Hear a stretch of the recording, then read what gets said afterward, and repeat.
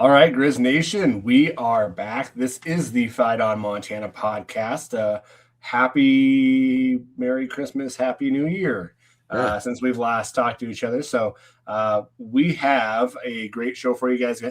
We're going to recap the brawl. We're going to go into some of the things that are happening around Griz Athletics and maybe get into some state of the program stuff, portal stuff, news. But man, Luke, how are you? Doing pretty good. Much better now than I was 2 weeks ago. Oh man, I was so upset after that loss. You know, we talked about recording a pod, and we were both really pissed. And next morning, I was flying out for vacation to Mexico. So my 2 weeks in Cozumel was good for me. I tried not to think about football too much. Adam and I texted a few things back and forth because there's a few big things that has happened while I was down there. But yeah, I mean, got my tan on, you know, that's awesome. Really enjoyed ourselves down there and stuff. Did some snorkeling, did some fishing. Tried to unwind. And I guess sometimes we take these games a little too emotionally because I was so mad. I repacked, took all my Griz stuff out of my suitcase and just tried to like decompress and not think about the work or that. So, you had a vacation breakup at the Griz. I did, but I'm back now, as you can see. I got my new Fire the Cannon shirt on. Nice. So yeah, I'm all back in, and I'm back on Twitter again. I took a break from X for a while too. I was just like, just a break from it all. Like, oh man, it was bad. It was bad while you were away. All the things happening, and then all the Cat fans just rubbing everything in. I was just like, I just don't want to deal with any of it. Like, you know, it was a constant week that I got stuff from Cat fans. That I just was like, no, I'm not gonna even read it. Like, I didn't go back and read like any of our comments on. No, like they say, don't read the comments. So I didn't. No. Just like, I'm good. Yeah. So we missed any questions there. Sorry, guys. We were getting hit up hard. So. Yeah, so we may miss a few questions if we do. But my apologies. I know there's fans going, hey, I thought you guys were going to be back. And, well, I was on vacation. We talked about, like, how could I possibly record from down there? And you thought the lisp in Missouri was bad. Who knows what this would have been like. Maybe I'd have just Espanol down there. That would have been awesome. Yeah. But glad to be back, man. So nice. How was your break, Adam? It was good. We had some family time, and then we have a new dog. So I wanted to show them down here. So a new pup. So she's a Newfoundland Pyrenees, like our past dog that we had lost probably 6 months ago. So you like the big one. Oh yeah. So we've got a golden retriever Bernese poodle mix, and then a Bernese a Pyrenees Newfoundland. So what's her name? Her name is Lakin. Oh, cool. Lakin, cool. I like that. that. So, it's been having a new dog is kind of like having a new child. So I was going to say, you're not sleeping much right now. No, not much. Not much at all. Yeah. Cleaning up little messes and stuff. Oh, man, it's bad. So I actually go back to work tomorrow officially. So Same here. So. Well, I guess officially I went back to work this morning because I was trying to get, you come back from vacation and it's like work doesn't stop. So I was like, I'm going to go ahead and take, 4.5, 5 hours today, work, try to get caught up before the phone starts ringing tomorrow morning and all that. And tell you what, I feel a little more stress relieved because of doing that. So that's awesome. But I also updated our bracket, which we'll talk about later too. So updated today too. Even though a lot of us are out now. So probably like 3 people in it now. Well, there's just a few people that were trying to put the jinx on the Cats and picking them that are still in it because nobody had Redbirds. 0. That's crazy. So, a lot of people had NDSU. Your mom had Villanova, actually. Wow. Otherwise, that was it. Otherwise, everybody we had a few Tarletons, a few Tennessee Techs, but no Redbirds. So who knows? I'm hoping they go and just upset them. Exactly. Well, before we get into anything, guys, let's do a Griz rundown here. Because I remember, like, right before I left, basketball had a really bad loss. Yeah. But since then, they've been playing pretty good, it sounds like. Yeah, so men's basketball, they lost to Tech at home. It wasn't 75-82 loss. Oh, ouch. To Tech. But I lost to Louisville by 40 points. That's expected, I guess. Exactly. But then, they have 2 home openers into Big Sky Conference. They beat Northern Arizona 78-64. And then they play Northern Colorado, which was a rematch of the championship tournament game, 88-79. So they're on a good track right now. They'll play Idaho this week on Thursday, and then Saturday they'll play in Cheney against Eastern Washington. So, heck yeah, should be some pretty good games. So if you guys can't be there, they're on ESPN Plus. So. I'm just glad to see that after that Tech loss, now we're getting some conference wins. So man, maybe that was a little wake up call for him. Like, oh boy. Well, you had the football loss, and then you had that loss. It was the Griz sports were like on fire and going down. It was there was like no positive talk. Fire everybody, fire this, fire that. Well, that's part of the reason I jumped off X, because the fire everybody talk was everywhere. Oh man. Yeah, it's bad. And we'll get into that. We'll get into what we should do. So that was the men's basketball. Women's basketball, not the same story. They're having a hard year. That's too bad. Yeah. They are 0-2 in conference play. Sorry, we'll go up here to the record here. 0-2 in conference, 3-10 overall. And their conference games haven't been close. Northern Arizona, they lost by 9, Flagstaff, and then they lost by 19 to Northern Colorado. Dang. They'll get to be home this week against Idaho and Eastern Washington. So definitely go support the ladies. Let's get them back to even with 2-2 in the conference. Yeah, maybe with 2 Missoula, 2 home games. Maybe being on the home court will help them out, and they'll pull off a couple W's. Yep.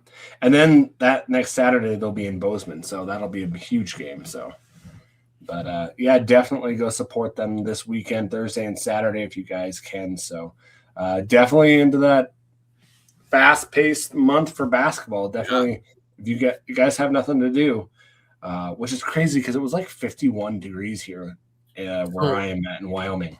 So we hit 64 today here in Rapid City.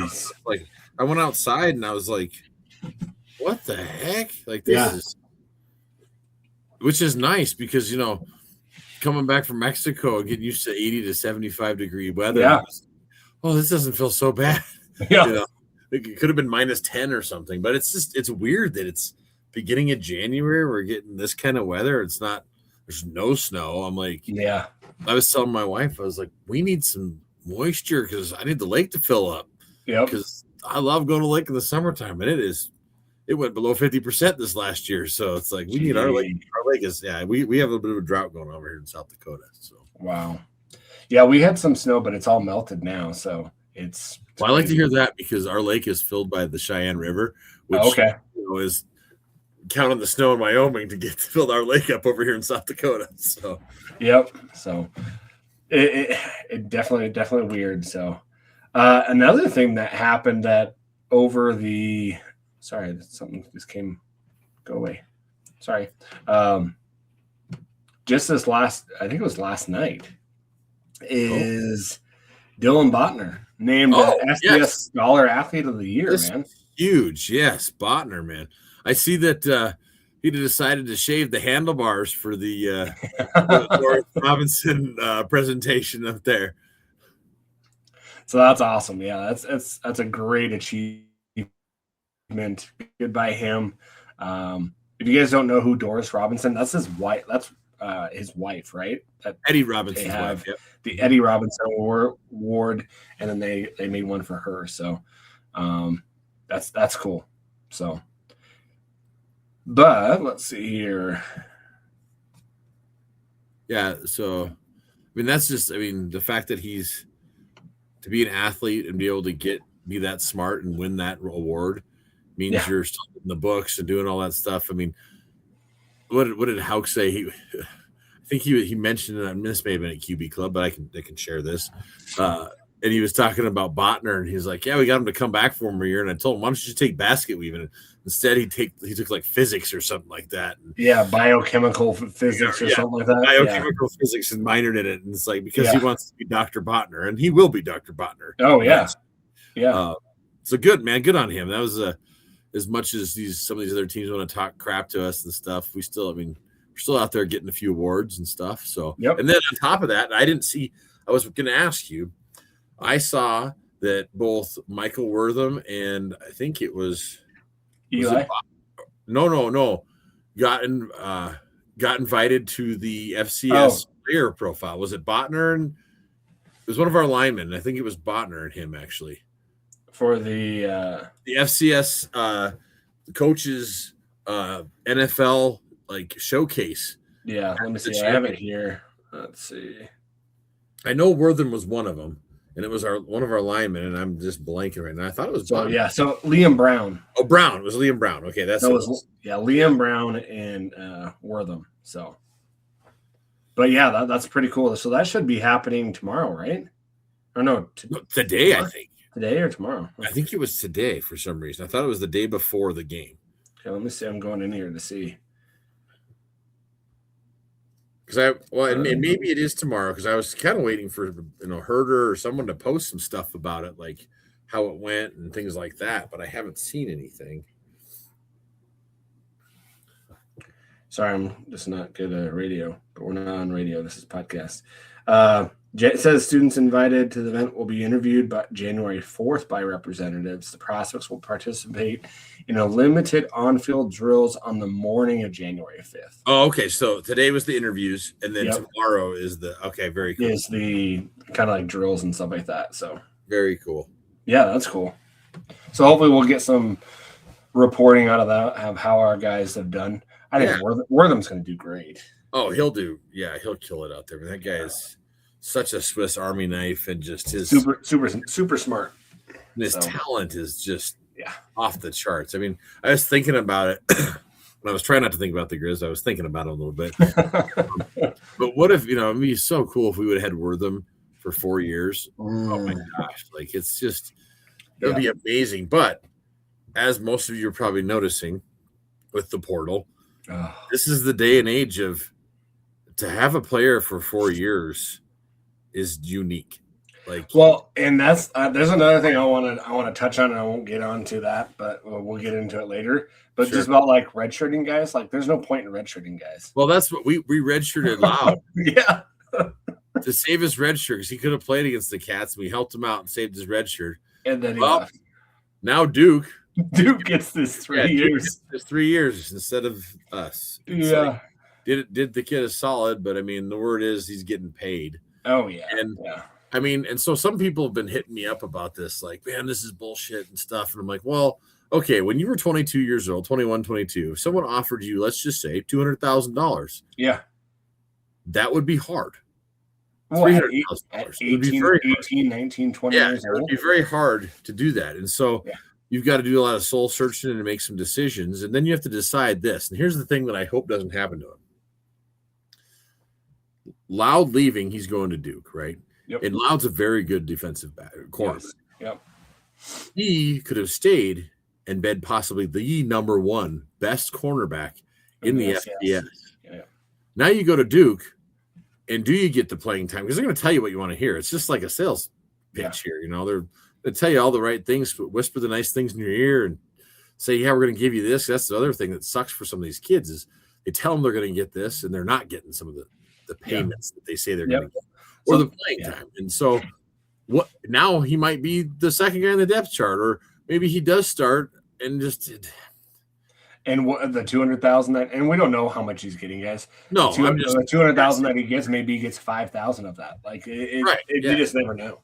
You just don't know. And so that's why, like, for me, I was so pumped when Kaylee put his post out and then was like, I'm having too much fun. I'm not going anywhere. Which, if you saw, I think it was Rainey or Kyle Hansen posted like, "Oh, the Grizz need a new quarterback," and then took it down like within seconds because he realized.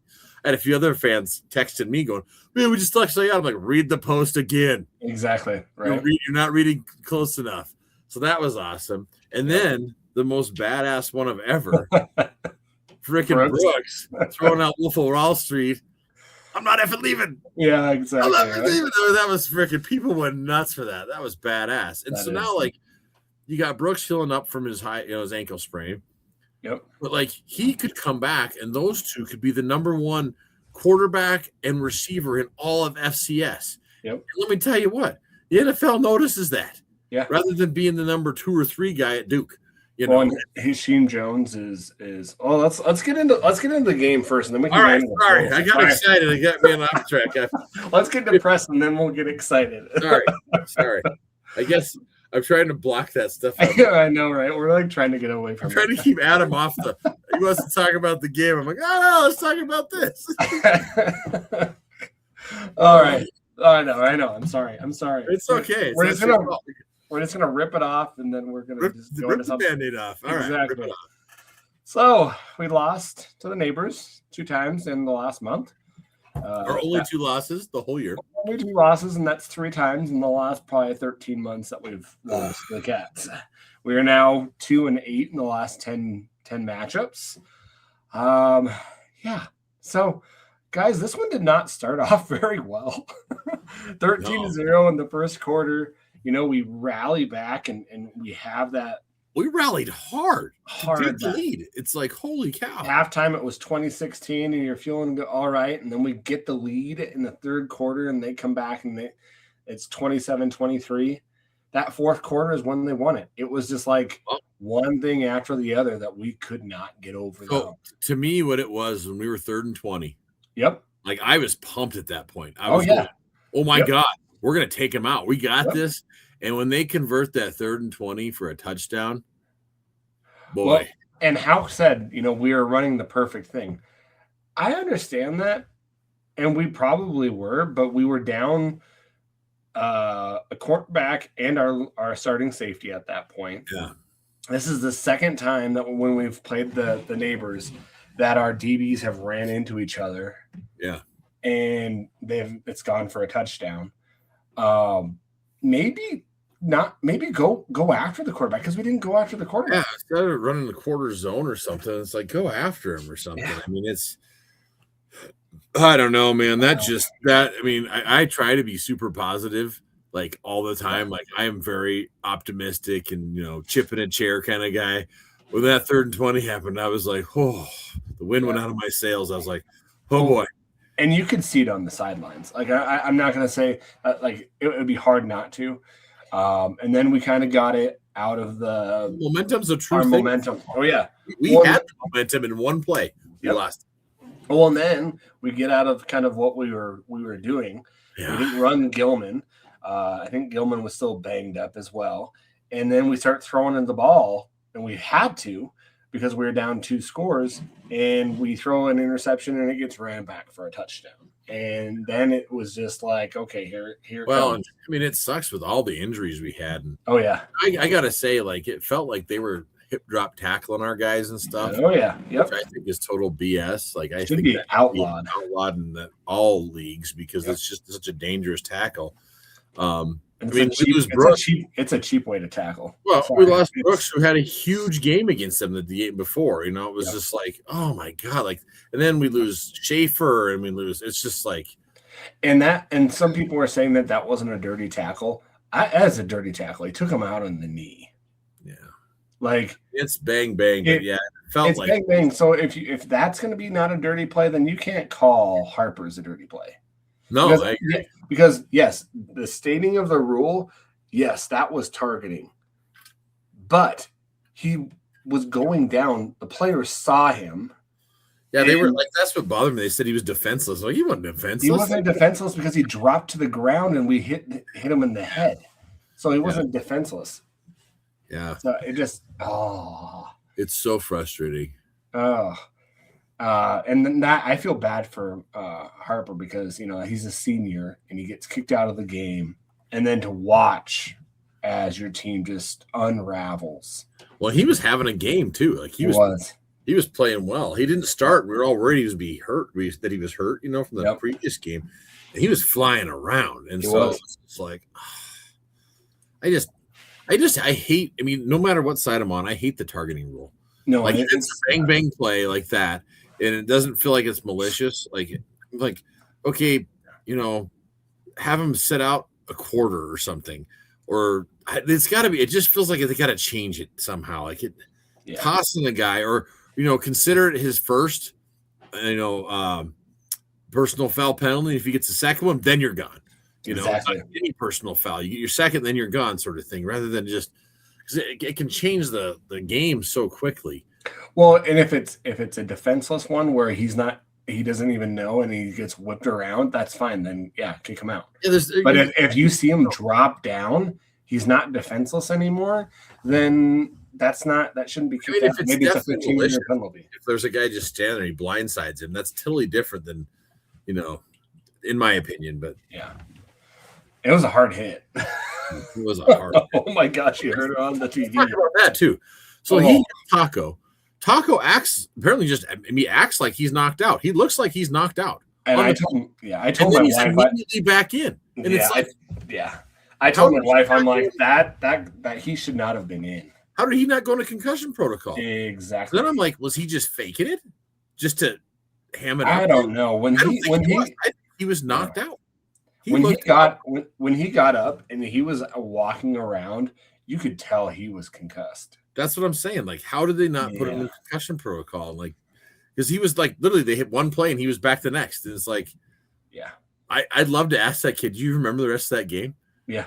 Because I remember years ago. Do you remember the 87-yard touchdown that you ran back? Well, yeah, exactly. Well, so Vince Huntsberger once was playing and he was sicker than a dog. And wasn't concussed, but just super sick, like throwing up. I remember, and he had like 2 or 3 picks in the game. He doesn't remember the game. I remember talking to him afterwards. He didn't remember the game at all. Like the next day, he's like, I don't remember anything. Really? Because he was just so sick and stuff. It's just he was just playing. And so the guys have games like that and stuff. And so I'd be curious with him. Like he was definitely he was concussed. Like how the refs or somebody isn't like, whoa, hey, isn't someone going to check him out? Like, well, and I think that goes on to the neighbors' sideline that they should have, but they weren't looking out for their guys. So, well, let's get into this. 23 first downs for them. Yay, good job. 18 for us. Again, this is the thing that we're going to probably talk about. The rushing. Each time we're getting gushed, whatever you want to say. 240 to 96 in the rushing yards. 4 rushing touchdowns. Passing. We had 251. They had 209. Their average was 11. Ours was 6. Or average attempt, sorry. Their completion was 16, and ours was 9. 2 touchdowns. We had 1. Total offense, 449 to our 347, even though we had 4 more plays. They even lost a fumble, which was a great momentum for us. We had a fumble, but we didn't lose it. Penalties, we both had 6, but that 65 to 45. That was the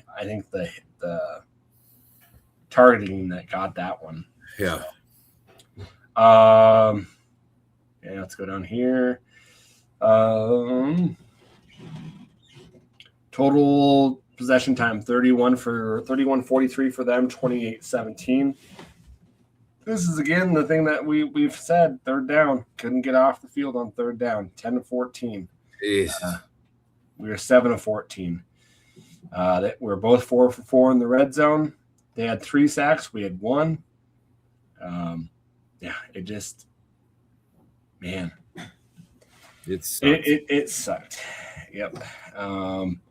And on the biggest stage, which is crazy because this is probably the biggest game in Montana history. Biggest game in the brawl. Hats off to the Cats for beating us. They have the number 1 game ever of the brawl, the Super Brawl, and they have the W. So, So, sucks, man. The only thing that would make me feel any better is if the Redbirds beat them.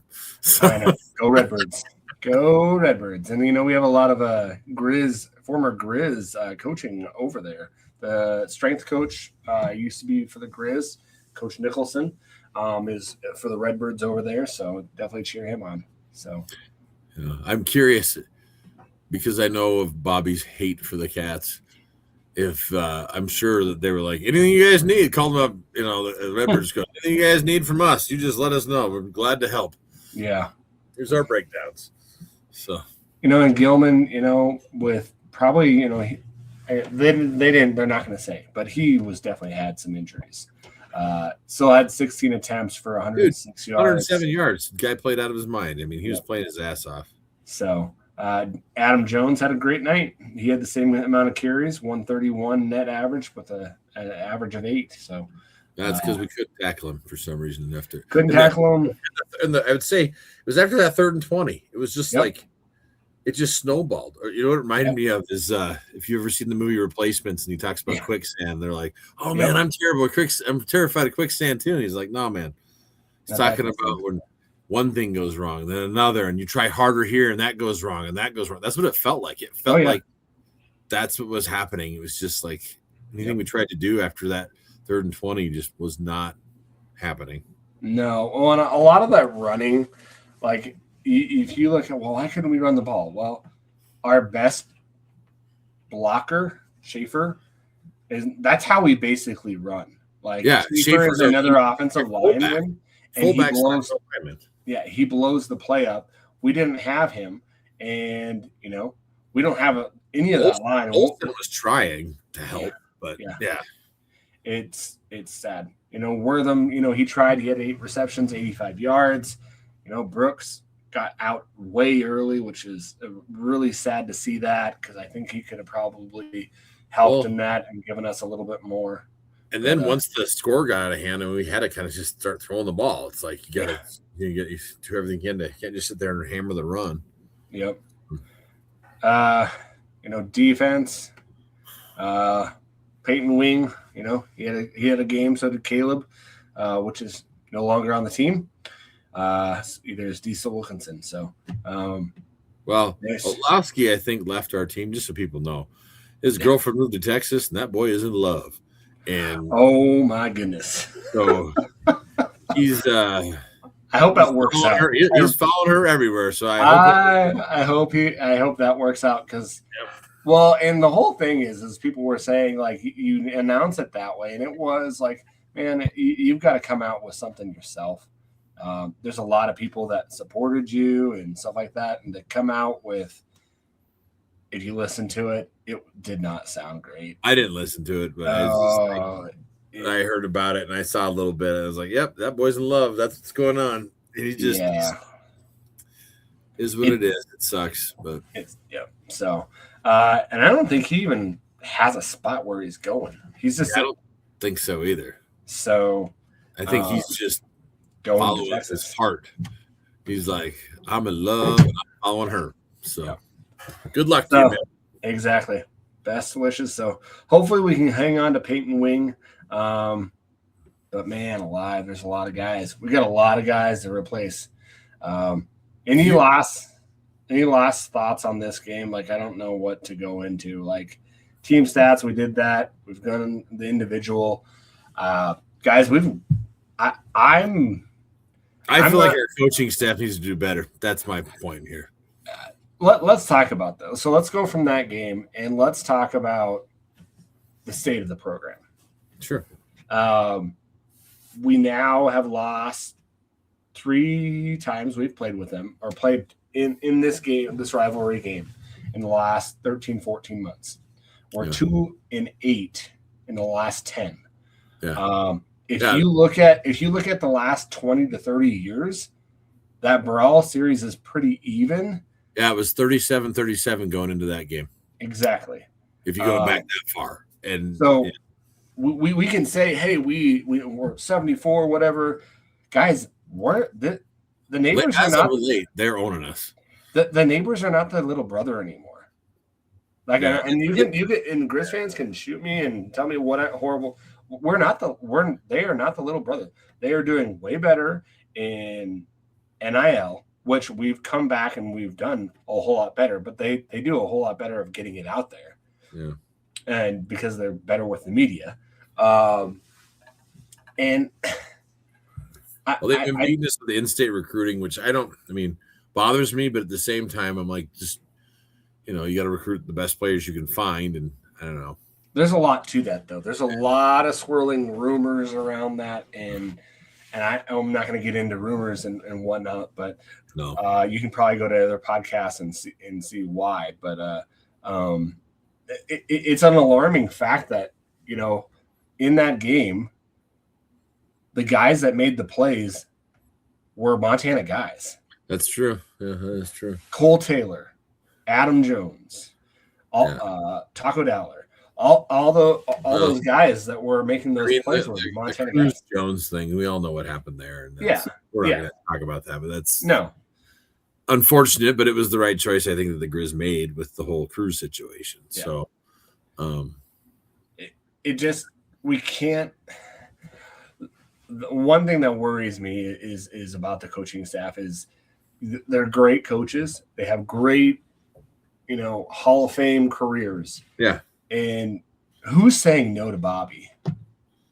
Who's going to be that person that says, hey, man, that this is not what we need to do. We need to do this. Because I feel there's a lot of guys, and I'm sorry, guys, I'm going to say this. There's a lot of guys that are getting paychecks there that might be at the end of their career that would rather just get a paycheck and not put the work in. Yeah, I don't agree with that. I don't know. The work in. I mean, we went 13-2. Yeah, we lost to the Cats twice, but these guys are working their tails off. I would never. No, I'm not saying not that, but in certain instances. Man, I think there's in recruiting, there's certain instances where they get into a formation of we're not going to do this, we're not going to do this. Well, now that recruiting piece, I think there's things that the Cats are doing, like you see these guys getting all these letters that we could be doing. That maybe Bobby's saying, "Oh, we don't need to do that." That's him, he's the head guy. He gets to decide. He's the leader, and if he's like, "No, I don't want to do that," or "I want to do this," now, he has changed a little bit. And they brought in Keaton Johnson to help with some of this stuff, and all of a sudden. But to your point, I feel like we're behind. Yeah. At times, the neighbors, they're doing one, then we're playing catch up where we used to be the leader, and that's what we need to figure out is we need to be the leader again in that stuff. Well, and a lot of it is back in the day when we were winning, 16 in a row, we were recruiting really good in state, and it's like it's switched, right? Yeah. So we're doing the transfer portal a whole lot, and they are too. Well, they are. A lot of everybody is. But their focus is in state, right? And then you can go into vegan and he said in all the, we put an emphasis on in-state guys, and then we go out. And to your point, when last time we beat them 37-7, we actually had more in-state kids than they did. Yep. Because I do think if you're from Montana, you take that game not that the other kids don't. Yeah. But it does make a little bit. And for some reason, Montana kids rise to that game. It always has been that way for some reason. So and I know that the coaches do an amazing job. I'm not saying that. I just think that we need to change somehow. Yeah, the 3-3-5 is not working. It's not going anywhere though. It's not. I know it's not working. That's my the. It works well at times. But not against running teams that are going to run it down your mouth. Yeah, not against the power. Not against North Dakota State, not against the Cats. Well, it did against South Dakota State and the USD, who both had really good running games. Yeah, but then we also had their quarterback that was hurt, though. Still, but he's not. I'm saying USD had the top running back. True. He definitely got hurt during that game, but But their quarterback was non-mobile, though. I don't care. I'm still saying they're two really good running teams. And that's what I'm saying, though, is though if you have a quarterback like NDSU and the neighbors that are dual threats that can also run it, our defense loves a non-mobile quarterback. Right. Definitely. And so USD, we're going to light that guy up. When we played against North Dakota State and the Cats, the last time we beat the Cats was the 23 run. Yeah. And that's when we had, our defensive line was so good. Yep. And that's where I think the key is like we have to get better at the defensive line. Like, well, and that's why the 3-3-5, right? Yeah. Like in the 3-3-5, you have to have 2 lockdown corners, and you have to have a nose tackle that pushes and disrupts. Right. We have not recruited that. Like, and I know, and Bobby says it's a unicorn position. I don't think so. I've seen so many defensive tackles in the portal. Yeah, that could be that guy. And we should have 4 or 5 of them.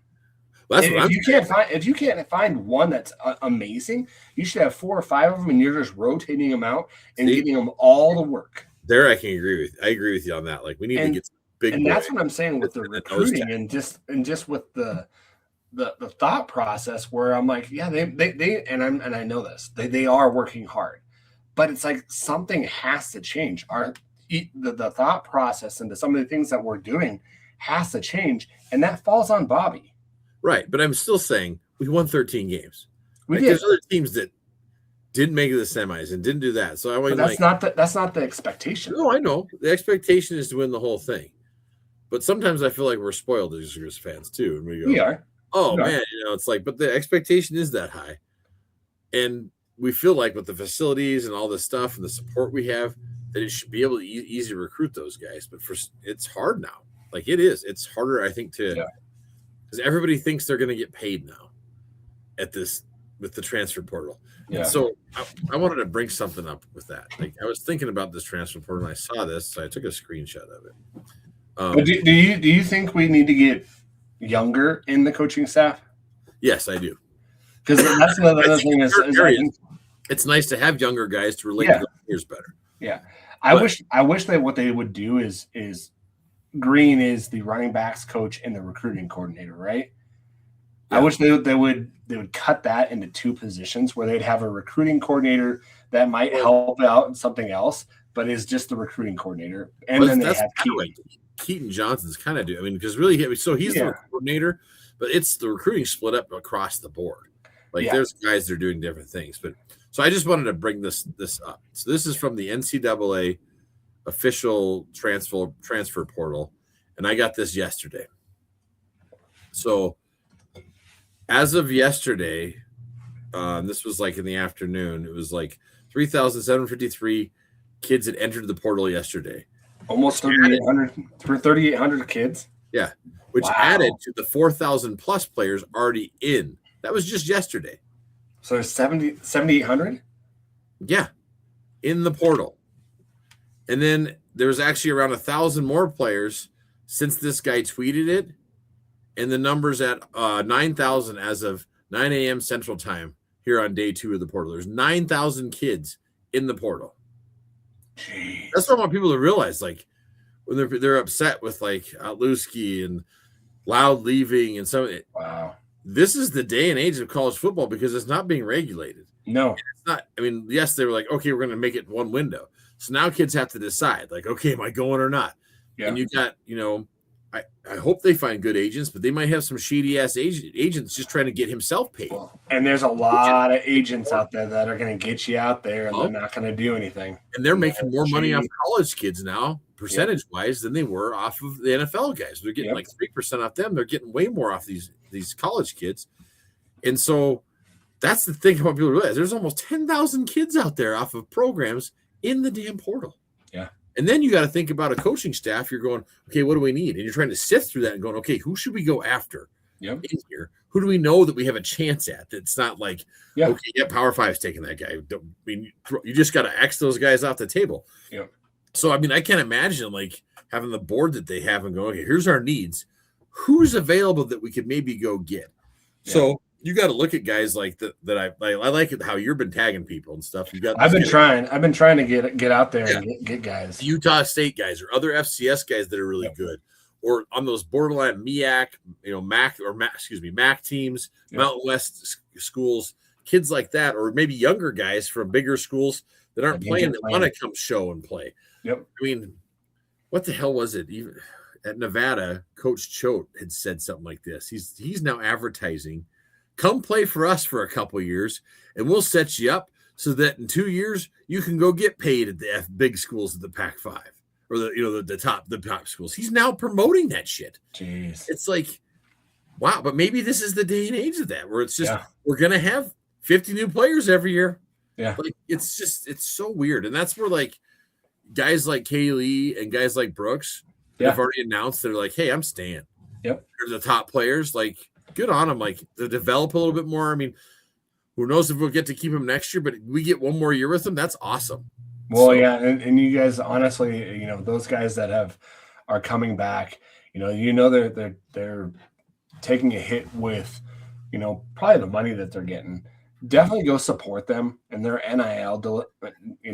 Anything that you have out there, go say thank you to them, and just really relish this last year with them. Yeah, buy those T-shirts. So and they could stay for more years than that, but you never know. You should look at it though as every year is a blessing to get that player for one more year, and so let's support the hell out of them, so that they don't want to leave. Like that they want to stick around and give you those posts like Kaylee did, where he's like, I'm having so much fun, I'm not gonna leave, or like Brooks did, where he's like, I ain't leaving. It's like, and on Twitter, I've just been trying to go put the Go Griz hashtag so that other Griz fans. Man, if Griz Nation is huge, and if everyone just says, "Oh, hey, come to, we want to watch you," like I think that if they do a good bombard them. If we bombard people with just Griz fans, they're gonna be like, "Wow," because other schools don't do that. Like, no, they don't. Like, oh my gosh, like they the don't. love is true there, and like that, the fan base does love watching you play and wants to support you, and wants to meet you and sign your stuff after the game and all those sorts of things, and.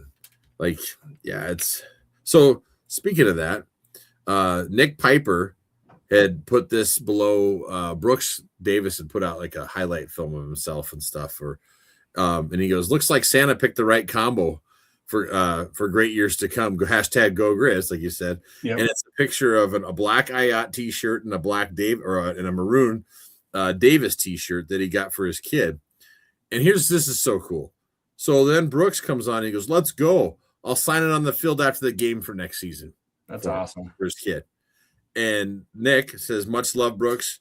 I know the little dude will love that. And like, that's just like, that's something special we have as Griz fans, is that the connection with the players, and that we can communicate and they can see that love that we're giving them, and they give it right back. They enjoy it just as much. And I thought that was so cool. So I want to bring that up. So exactly. It wasn't a question, but it was something I screenshotted because I was like, that was cool. Yeah. Like, what a cool little moment. Because I know Nick listens to our show and stuff. And what do you think, talking about the state of the program, like where do we go?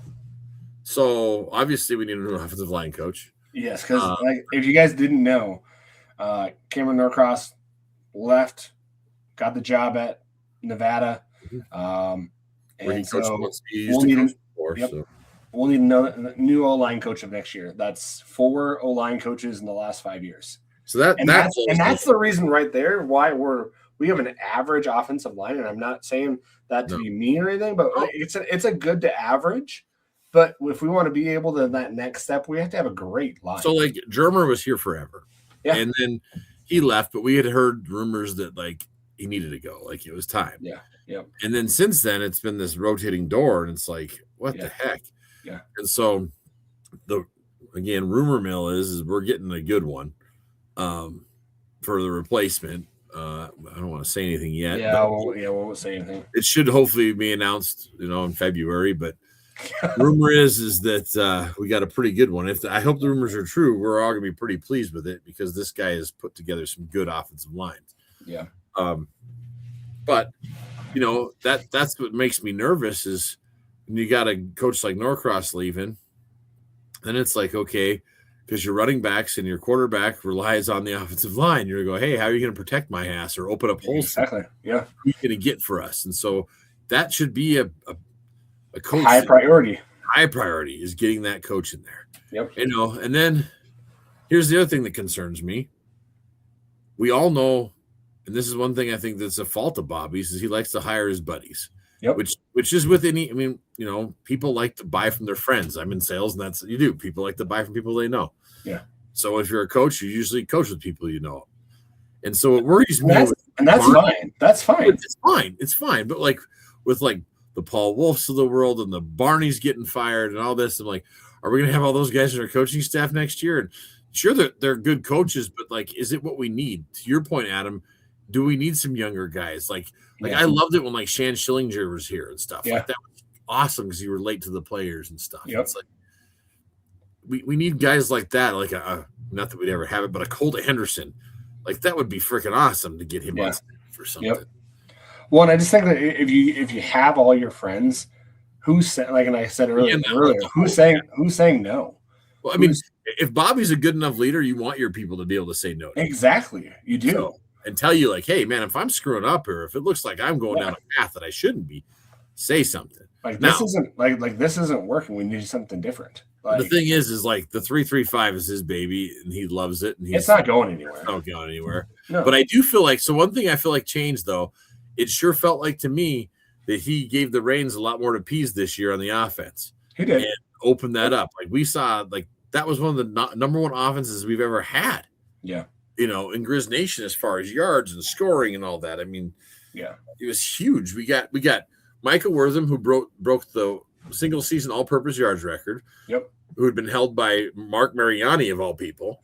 And then we had Brooks Davis, who broke the freshman receiving yards, which was held by John Talmadge, who was there when I was there. It's like that's 20 plus years ago. So and not saying Eli Gilman just climbing the record charts. Eli Gilman, everything else. Yeah, who just got Big Sky Offensive Player of the Year, who is taking over all these records, and we haven't heard yet, but I mean, I'm really hoping he comes back for a senior year. Me and too. If he does, the records that Johansi Humphrey set back in the obliterated late 90s and early 2000s, Yo's records are going to go out. I mean, Eli will have every record there is and has a high chance of winning the Walter Payton Award because of what he's done as a career. So I mean, I'm sure that's where his mind.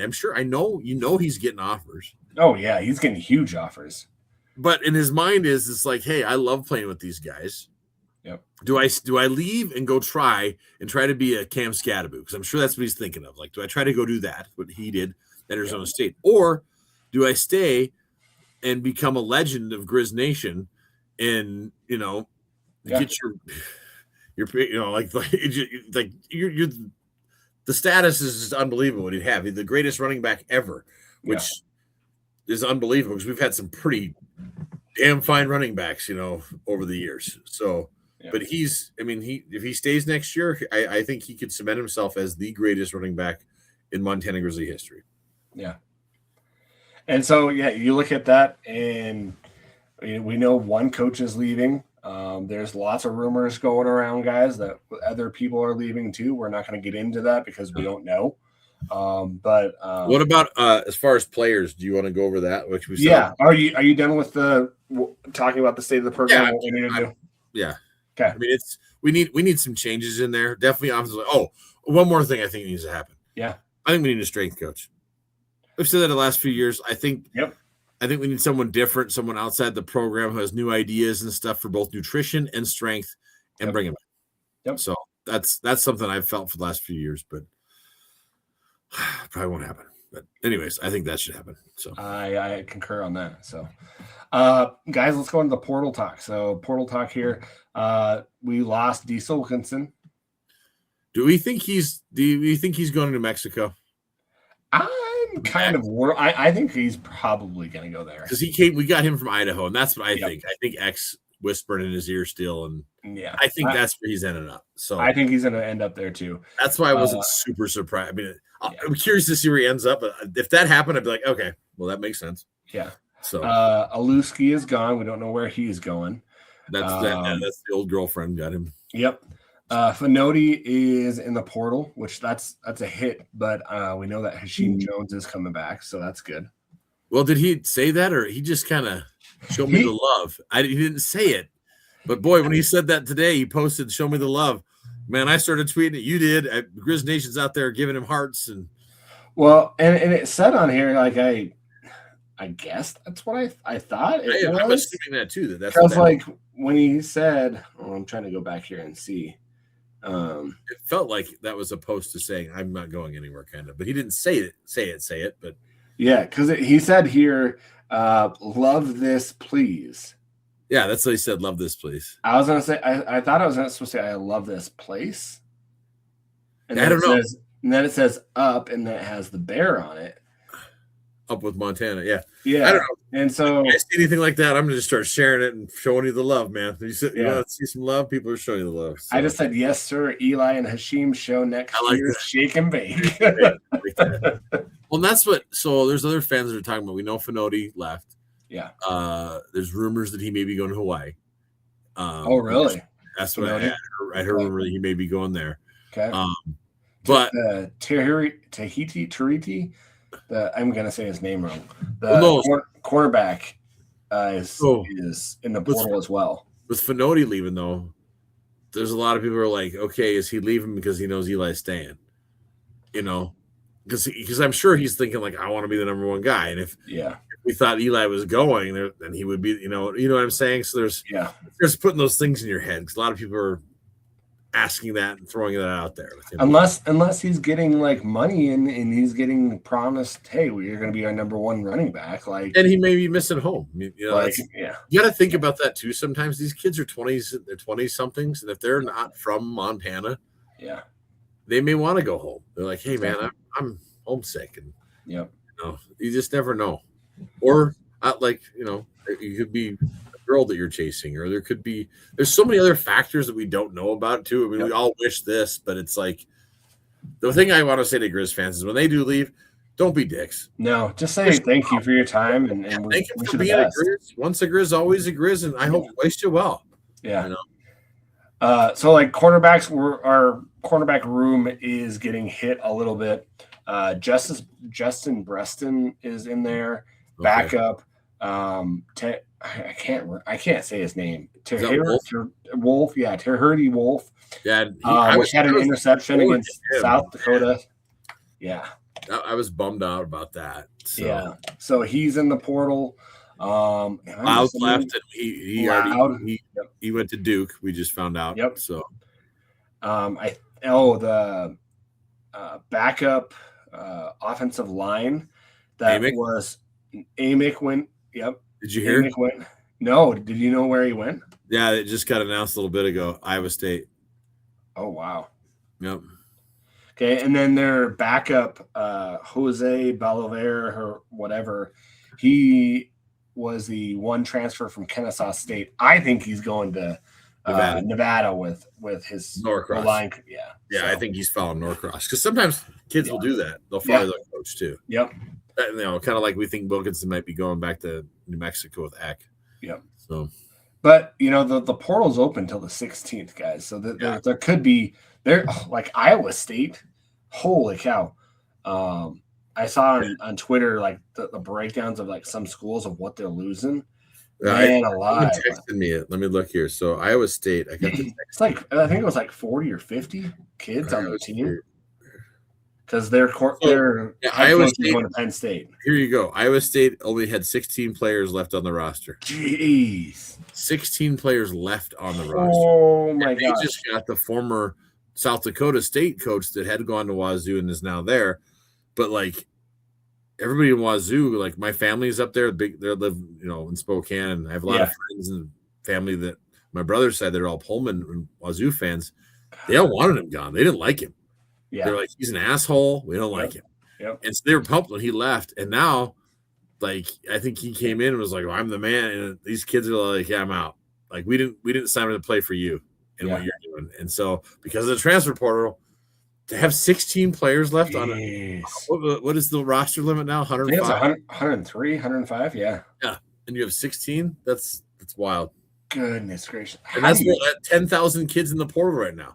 You have to go get 80. You got to go get 87 kids. It's unbelievable now. Like this whole, it's just it's hard to wrap your mind around. That's where like we should feel grateful. Like these guys that are saying I'm staying, show them the love. Like because it's like it's a big deal that they're staying. And how do you do winter ball with 16 guys? Hopefully they can come by January, February. Because that's the other thing is that you to go in the portal, since it's a certain window, if you got 4 schools that are interested in you and you want to go visit those schools, you have like a week to do all that. Yeah. Like the thing is scary is you get 10,000 kids in the portal. Not all of them are going to get taken. You can't take long because then that spot's picked up and then you've lost one of your offers. It's going to be, yeah. And then what's going to happen with that is you're then going to have players that are getting, and it's already happening. You're going to have players getting talked to during the year. Hey, I'm gonna contact you when the portal opens or before the portal opens, because that's happening when it's not supposed to be. But craziness. But so far, that's all I know that's out there for the portal. When we say it's the Wild West, that's what we say that because it feels like it. Well, there's no regulatory way of what you can do. And a lot of people are saying that that's why it should be unionized, because then there would be set protocols of how much you can offer this and this and this. It's just, I think the glory days of, hey, we're going to have you for 4 years, it's not going to be that way anymore. Well, the kids you're going to have there.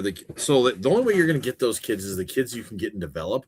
Mm-hmm. Like kids that are starting right away, it's going to be hard to keep them for all 4 years unless they're a superstar that they feel like, hey, I'm going to be the superstar for here and I'm going to be that person, and they're committed to it. There's going to be kids that are committed to that still, that programs can get NIL because we do have NIL. We have money, and I'm glad we're doing more things like selling the Up With beer, and like we're getting more businesses into it. And I still agree with, I think it's Andrew Schmidt who said this, that every business in Missoula should get like a 1% tax, because of all the money that the program brings in when we have home games, because the money that's coming in is huge, and that money should go right back in the NIL. Like there's And then Adam, you said this, with all the ranchers and stuff we should have a rancher that's doing NIL that we should be providing beef to the team, beef to the team, beef to the O line and D line. It's like there's a lot of opportunities out there. I know South Dakota State does that. Yeah, they do that. Yeah, they do. They have the Hawks, and they have 5 Hawks. Yeah, and they have a restaurant that gives them 2 comp meals a day. Yeah. So here's my plug: if you're interested in that, contact Marcus Wellnow. He would gladly help you set this up. If you're listening to us, our 2 idiots here on our podcast, and you like what you're hearing, and you're like, I want to help the Griz. That's the way you can do it. If you want to make a monetary donation or something type like that, and you want to help the NIL, that's going to help us keep these good players.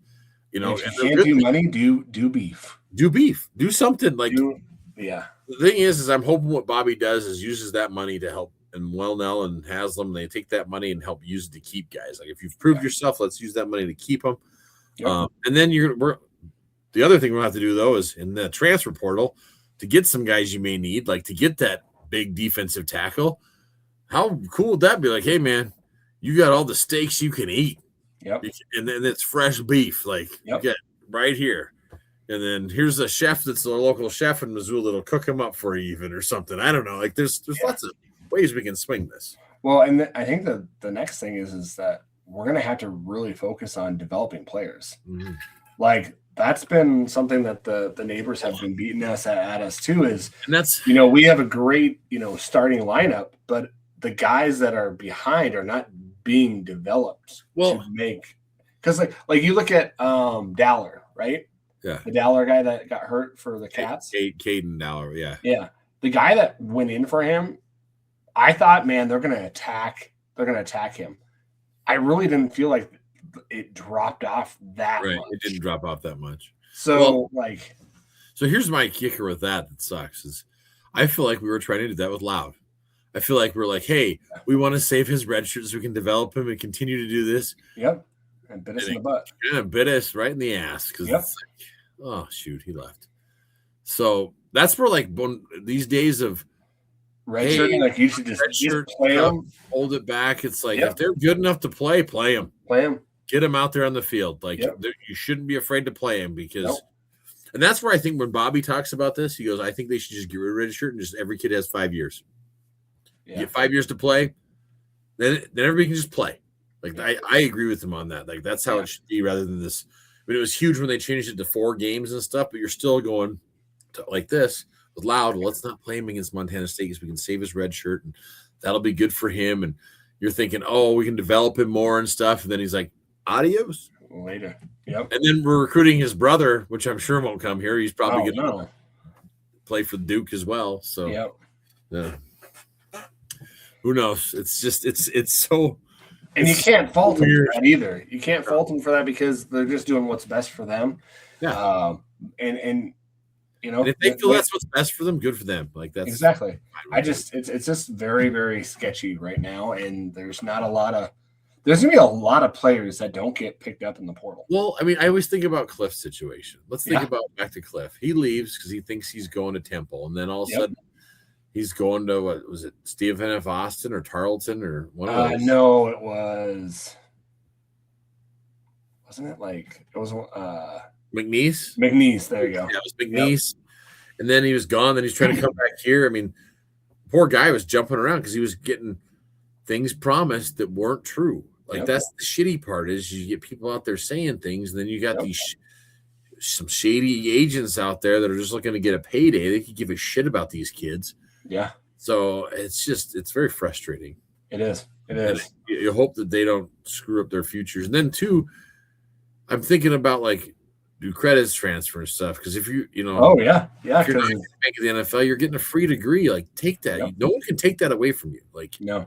I'll tell you what. Like as an area sales manager, whenever I'm looking for hiring people, I love hiring athletes that have degrees. Like we require our company, you want a 4-year degree. And then I love athletes because they're competitive and, will put the hard work in and work hard when no one's watching and stuff. And like, I love that stuff. And so it's hard to think about that when you're 22, 23 years old or 20. Why am I saying 22, 23, 20, 21, 18, 19. It's like, it's hard to think that far ahead in your future, but like, this is just such a small window in time and you have all that in front of you. And so it's like, make sure you get your degree too. Like that's the one thing I would tell them all is no one can take that away from you. Get that. Be a botner, have a doctorate or something almost. Jeez. So we've got a lot to fill and a lot of seniors, right? So you got probably 25, 30 guys that you're going to probably be going for in the portal. Yeah. Because you're losing. That's 20. The interesting thing is when we're going to start seeing some of those roll in, like portal commits. We're not going to see those until probably February. I don't think so either. Yeah. No. The next signing period, is that when you see it? Yes. So you can, the portal window closes the 16th and then the signing day is February 3rd. 13th. Well, yeah. It's like the week before Valentine's Day. I'm going to look real quick. Yeah, it's always like the Wednesday before Valentine's Day. The week before it. So if I'm right, it probably would be February 4th. Yep. Yep, February 4th. That's it. Yeah. So Wednesday, February 4th will be the main window for the. Well, that's for high school though. Yeah, but they'll put those on. So what they usually do is they'll put the high school there, but then they'll also put the transfers there as well. Yeah, that's usually when we see it. Yeah, I agree. So we might get one stray one once in a while, and you might get that. They're excited. They might just because I think with the transfer, you don't have to wait till then. Is what I guess where I was getting at. You don't have to wait. No, you don't have to wait. No, because there's some that are already saying, "Hey, I'm coming." Like Loud going to Duke and Hammett going to Iowa State. They're already saying it, so we could see some before then. So there is, a guy from Mercer that just won the Buck Buchanan that's in the transfer portal. Oh, he's in the portal? I thought he said he was staying now. No, I don't think he is. I think he's still in the portal. Oh, wow.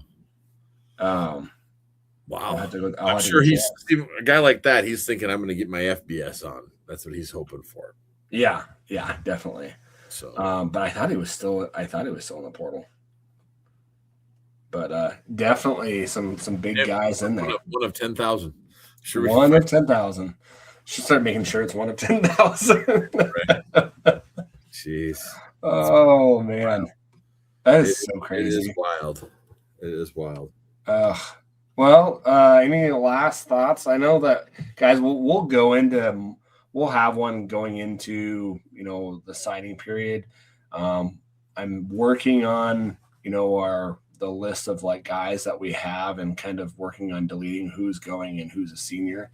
So we'll have that up and update that with you when we get those. So that's what we're planning on going into here in the next month or so. And then we hope to, we are not going to tell you guys that we're going to, but we're hoping to get some of these new guys on and kind of interview them and kind of introduce them to you guys. Yeah.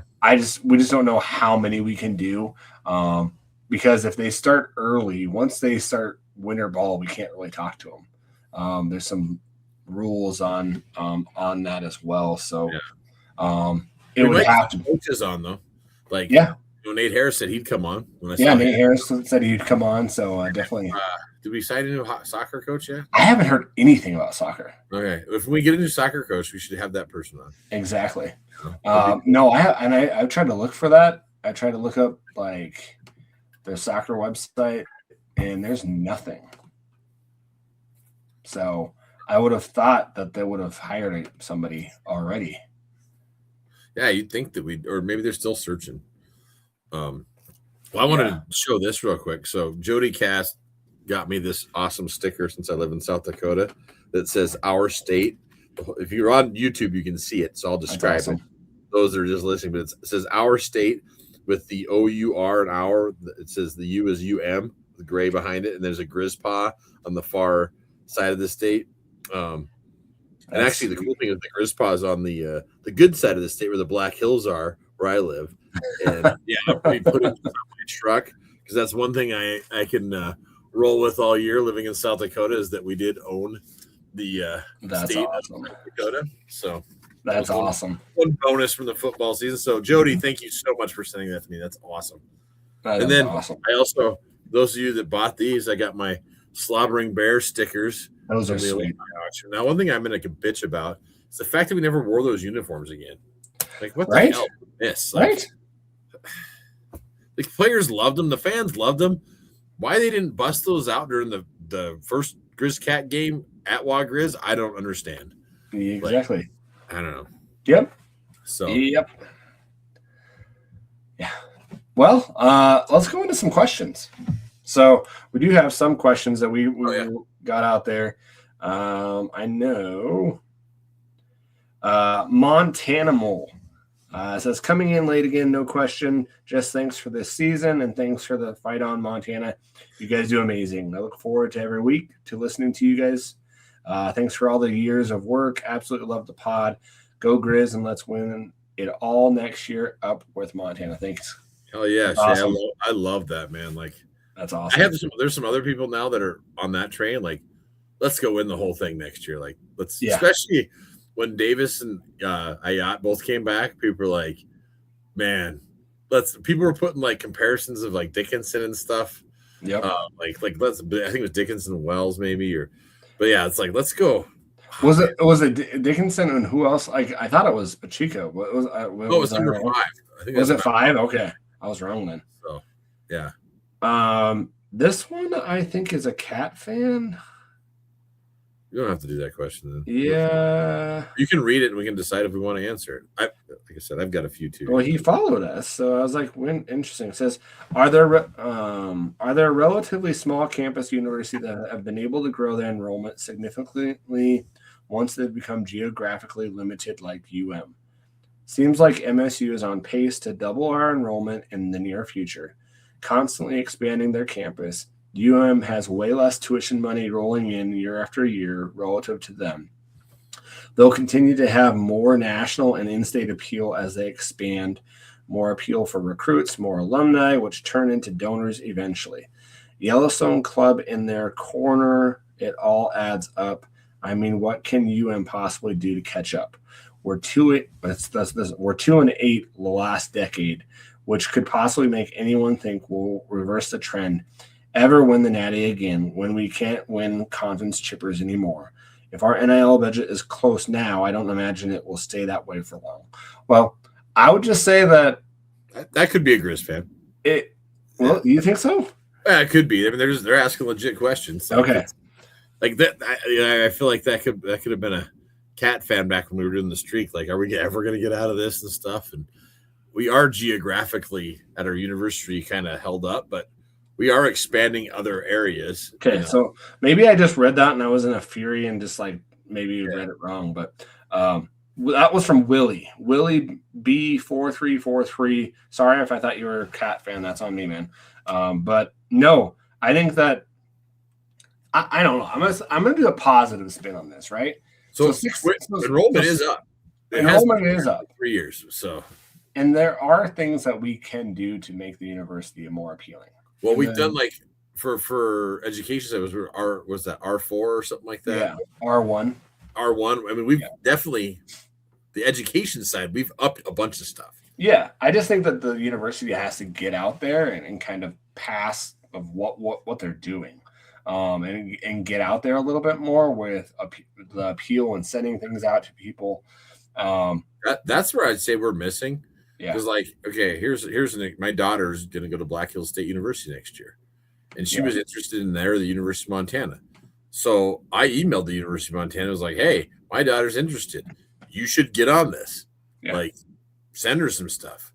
They sent her a freaking email. That's it. That's it. We never sent a thing to North Dakota State, South Dakota State, USD. I mean, yes, we live in the Dakotas, like but North Dakota State and even the Hawks have sent her multiple like envelopes with stickers, bison stickers, and all that. I'm constantly throwing them away, and just like, are you kidding me? Like University of Wyoming even came over. Wow. We got all this cowboy stuff, and I'm like, and not an email. A freaking email, and yet I'm on the QB Club and donate money every year. Former, graduate. I'm like, and I said, like, hey, she'd be interested if you just, send her a little. Instead, I just constantly get little, hey, could you give us money? Like these little, can you give us some money?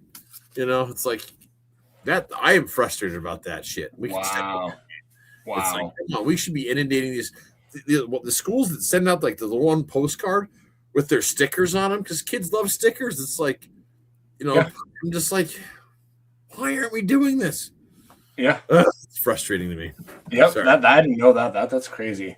Yeah. But I've heard it. I've heard it. You're not the only one. Like there's other people that have said that too that I've talked to. So I got teed it up for him. Well, she's not going there now. Yeah, she's gonna go to Black Hills State, which I'm glad about because she's 50 miles from me now instead of 10 hours, but But I think that, subtle things that we can change for the football program can kind of solidify that and turn the tide. Yeah. The university side, I think that like we said, there's things that stuff for he is side for sure. We need to publicize it a little bit more. We need to get ourselves out there. Yeah. So I don't know. That was a good question. We had one more. I got to find it. Do you have any more on your side? Yeah, I've got some over here. Got a few that I've screenshotted from before. Oh, hey, Ashley Portnell says, finally, oh my gosh, it's been miserable without you guys. Thanks, Ashley. We appreciate you. She says Norcross is gone. Handful of transfers out to TBE. So many changes need to be made. Will Norcross leaving halt other changes that need to be made? Because now we have to look forward to another O-line coach. Does Houck hear or see what his fan base stresses about? And does he care? I wish he did. I think he does care. I think, yeah. And she's got a second question. I think he cares. I don't know if I think he has to hear some of it.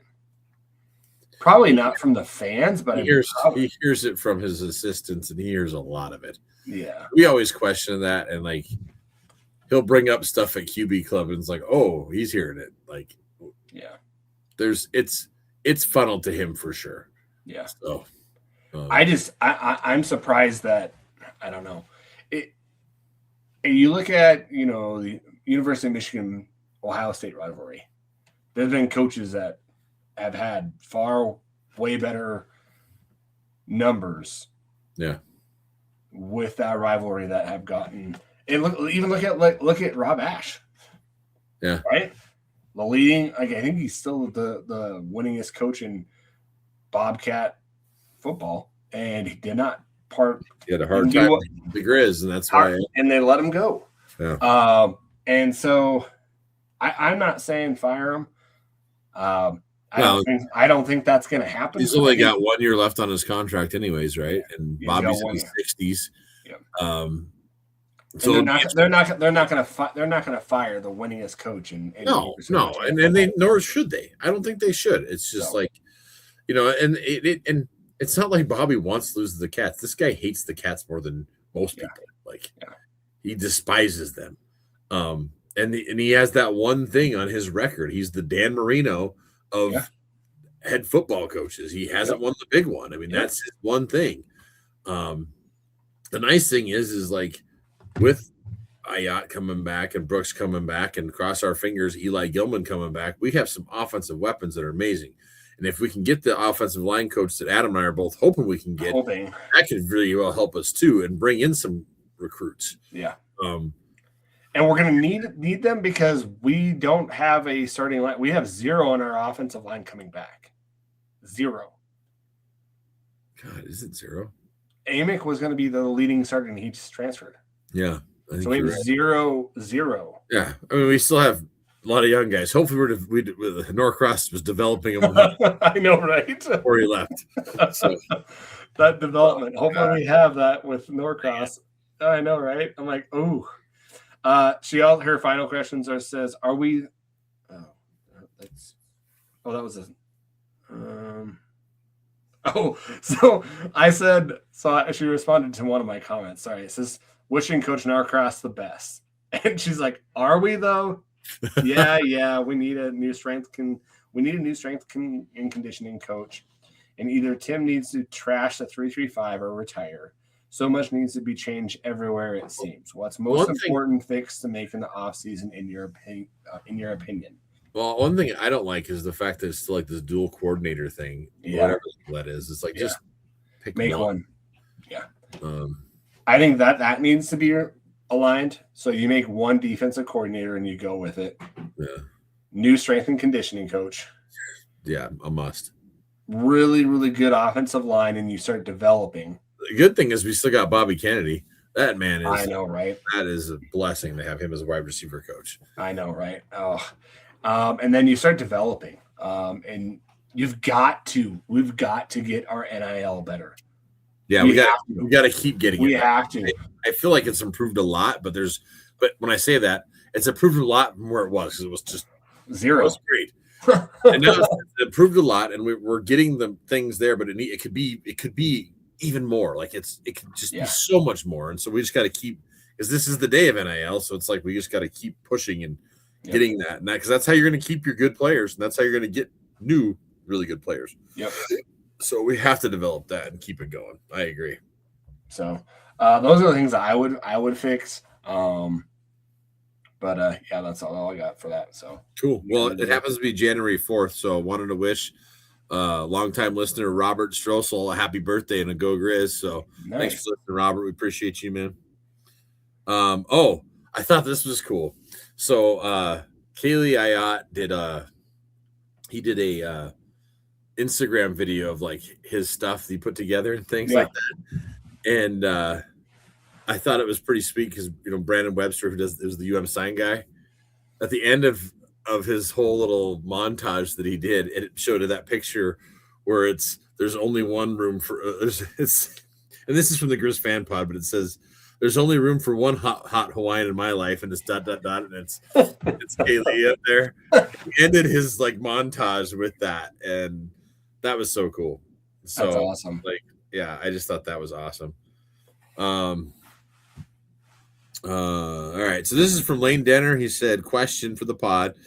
If any other coach was 2-6 against the Cats, I think it's 2-8 now, but 2-8, yeah. Or is Bobby just 2-6? No, he's 2-8 overall. He says, I think he is. Well, he hasn't been there 10 years. I think it's 2-8. Or no, 2-6 probably. That's what he says. 2-6. He's probably. I'm sure Lane's right. Lane usually checks his stuff. He says, if any other coach was 2-6 against the Cats, would they still be here? No. I don't know, because you're still making the playoffs. You're making semis. You made a national championship. I don't know. If it was reversed, no, because look at Rob Ash. They fired him. Well, I know they did, but do we? I mean, it's like I just. If it wasn't Bobby, I think that we would have get. We look at like okay.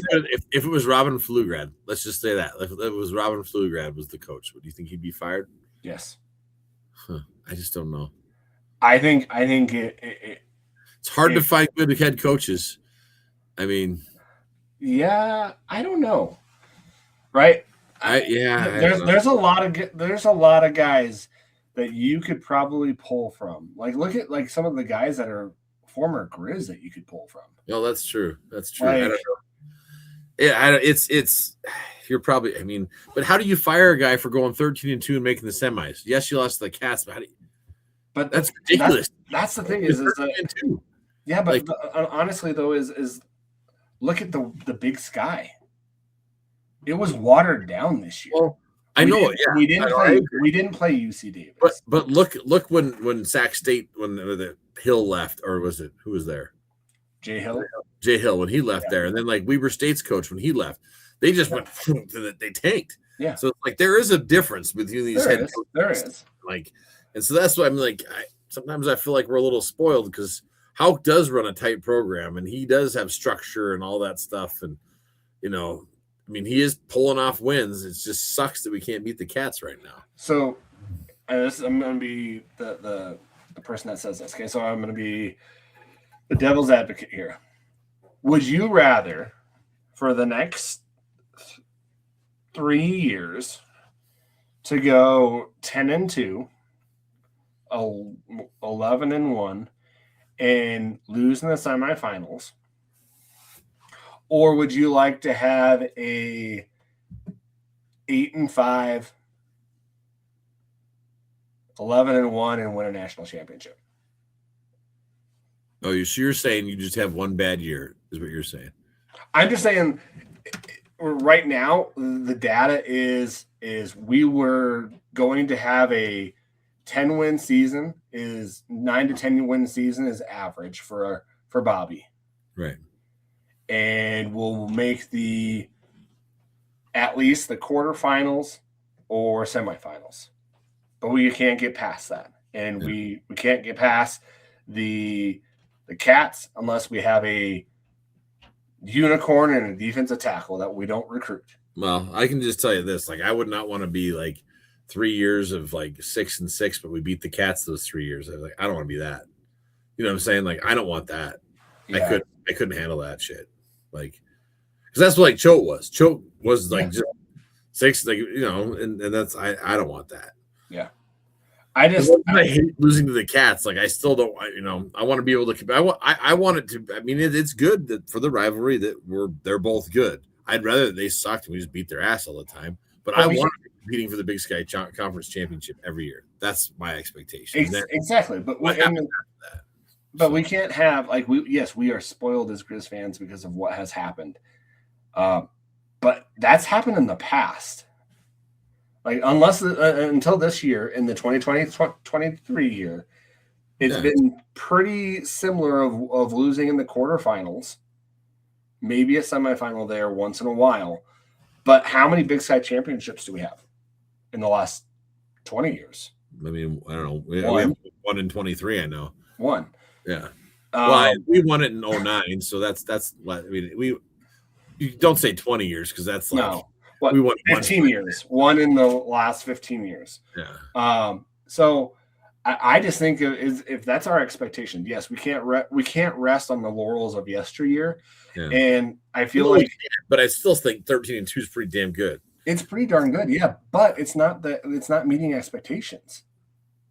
You're losing to the Cats, and you're not winning the Big Sky title. And those and those are what it's get your degree, right? Yeah. Beat the Cats, win the Big Sky, win the national championship. Yeah. Well, on all 4 of those, we're only getting 1 of those. Right. We're only getting It's unfortunate, but if I don't think it's a fireable offense. Like for going third, I don't think you fire a guy for doing that. That's my opinion. I don't think you fire him, like, but I think you say, hey, there's some changes that are going to happen. Like if you ask like someone else, like if you're at your job And like, I mean, I know a lot of people that aren't 13 and true, like quality that I work with. And like, we're not going to fire 3/4 of our company because they all, are average to above average employees.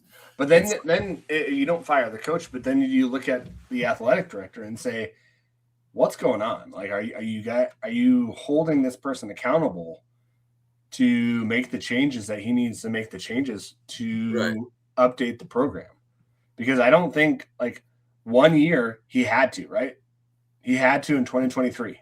Well, yeah, in 23, it was. He had to. It was a contract year, and Bobby did it. Like he did it.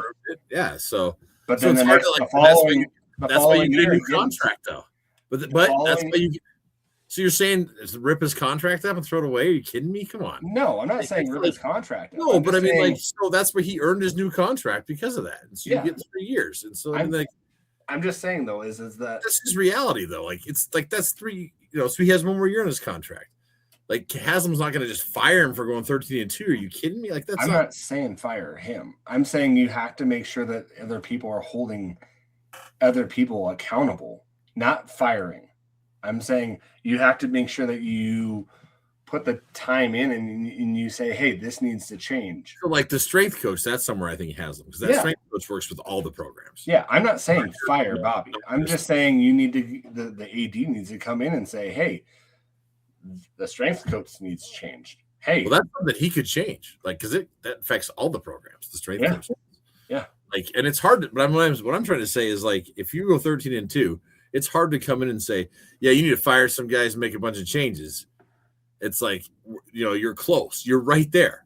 I mean, we were right there for flipping the whole thing and beating the Cats the first time. We were so damn close. It's like, it's not like we're that far away. Yes, it sucked after that 3rd and 20 to just snowball and get our asses handed to us after that. But it's like, I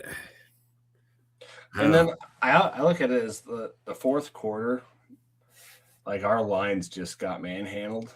Yeah, that's the one thing.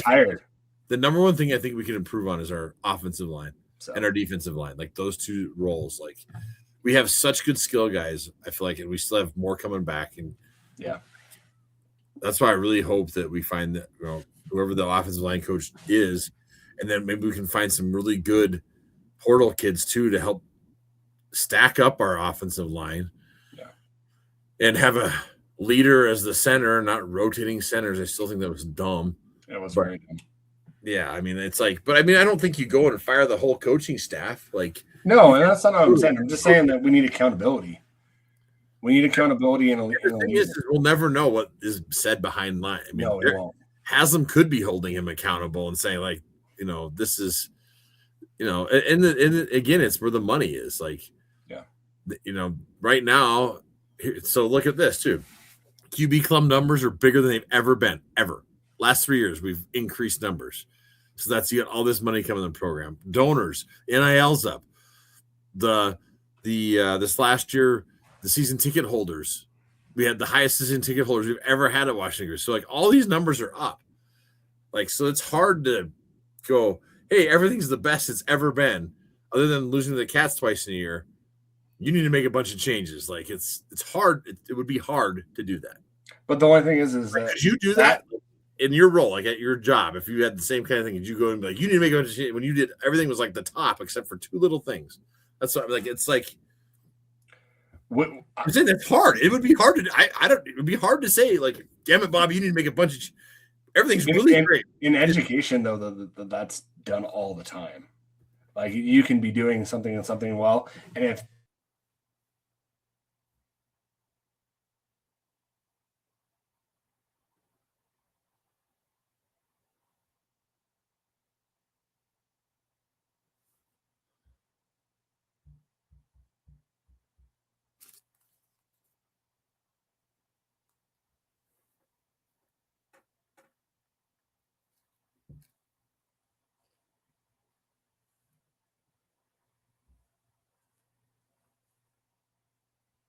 Adam's computer died, so he'll be back in just 1 second. I think that his battery went down. I thought he froze. His screen froze. So Adam will be coming back in 1 second.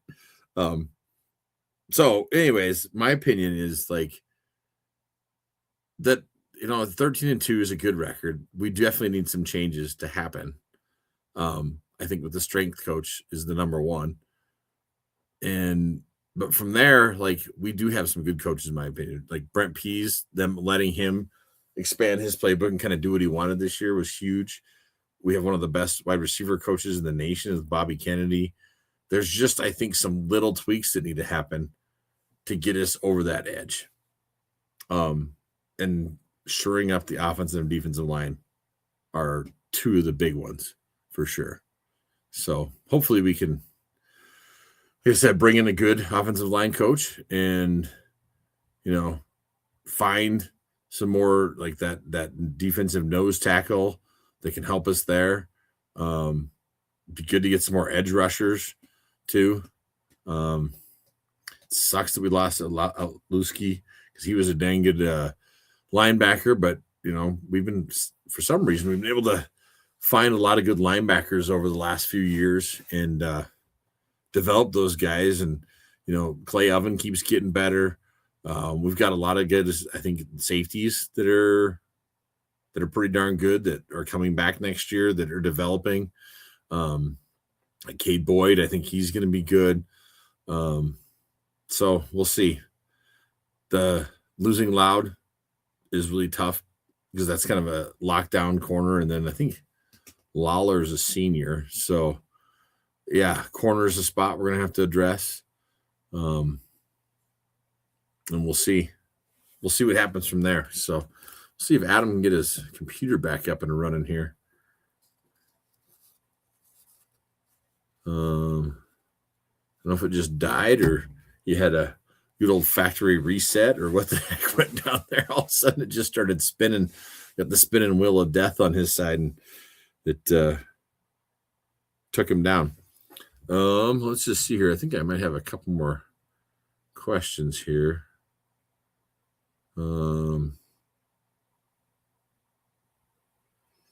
So this is Michael Ereaux, Ereaux. I think that's French. Maybe pronouncing that right. He says, did losing Wortham, Schaefer, and Davis make a drastic change in our offense? We didn't lose Davis, so he's still on the team. Wortham and Schaefer are obviously seniors. And how much? Oh, he's talking about the MSU game. Sorry. Did losing Wortham, Schaefer, and Davis making a drastic change to our offense? And how much was an impact to lose Harper too? We talked about Harper because he was playing awesome. And then, him being gone just sucked. But, Wortham came back, which was awesome to see because he definitely was banged up. It looked like his shoulder went out and they popped his shoulder back in. But Schaefer and Davis were huge because Davis had a huge game against the Cats the first time. And then Schaefer, he is that fullback that opens the holes. And Olsen did a decent job, but Schaefer, that guy just trucks people all the time. So, hey, you're back. You got audio? Can you hear me, Adam? Oh, we can't hear you. We can't hear you. Oh, can you hear me now? You got me? We can hear. Yeah, now I do. Okay, we can hear you. So I was just reading another question here. Okay. I kind of finished up after we lost you, explained what was going on. So this is from Michael. He was saying, and this had to do with the Brawl 2.0 Super Brawl.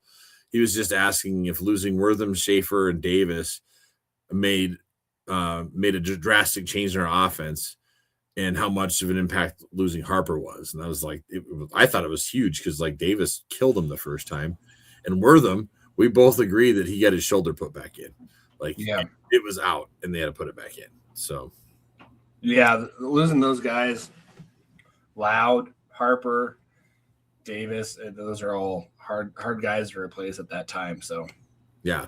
And then his second part of this says, so this is what his feelings were. He says, I feel that this made a huge difference in our offense and not being able to put up any more points. And I think losing Harper did have an effect because it allowed a non-allowable third and Malta.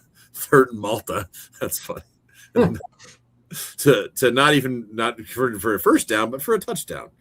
That was just like, again, I think for me, I was like, oh, how do you, let alone give up a 3rd and 20, but give up a touchdown? Yeah. Yeah, it was not good. It was, but that's something that we've been seeing all year, though, is 3rd and long. I know, right? And you think that they would get them on those rushes, and then it just does not happen. Yeah, it's like it feels like we're in prevent, like the old prevent defense, but it's a quarters zone defense. So, and then his last part, he says, and this gets into what we were just talking about. How do we do better at recruiting all of D linemen? As we all know and just witnessed, we got to win in the trenches, and that's our O&D line. Like that's. Like the Cats have been kicking our ass with O&D line recruiting. Yeah. And I look at like the Bison, and they like just load up every year. It seems like. Yep. I think they target that, they make their O line and D line a commodity, and that's what they recruit first. And I think that they develop. Yeah. Well, I mean, when you were talking about the NIL for SDSU, I mean, they have the 605 Hogs. Like that's like them and North Dakota State. That's their superstars. It's not it's not like the Michael Worthams of the world. It's the offensive and defensive linemen that they make the priority in the superstars. Yep. So. And I think that's something that we could do, is make a O line and D line NIL specific for those guys, and we could go get a restaurant or 2 or 3. And we go get some ranchers, and we go get money from people and say, hey, and we do like what DOLA Collective, right? Right. That's the thing that we name it. I like that. Yeah. So like yeah. But the beef. Exactly, right? We have the beef at Montana. We have the beef. That would be awesome. I've got one more from Jake Jennison. He says, he was wondering what our thoughts are on our line play, both sides when Bobby came back. He said that area that needed to be the most attention, in my opinion, after 7 years, we're average to a little above average at best. To me, that area needs to improve to be able to compete with these top-level teams.